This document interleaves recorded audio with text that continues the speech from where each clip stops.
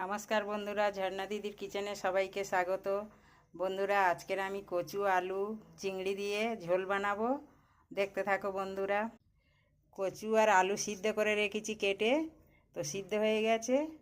আমি ঝোলটা বসাবো, কড়া বসিয়ে দিয়েছি।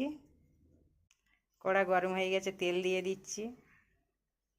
তেল গরম হয়ে গেছে, দুটো তেজপাতা দিয়ে দিলাম, 5 ফোড়ন দিয়ে দিলাম, কুচনো পেঁয়াজ দিয়ে দিলাম, চিংড়ি মাছগুলো দিয়ে দিলাম, হলুদ গুঁড়ো দিয়ে দিলাম।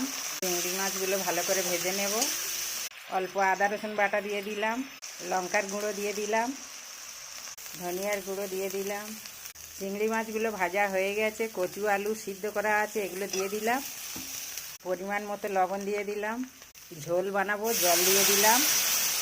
দেখো বন্ধুরা, আমার কচু আলু চিংড়ি মাছ দিয়ে ঝোল হয়ে গেছে। কত সুন্দর হয়েছে ঝোলটা।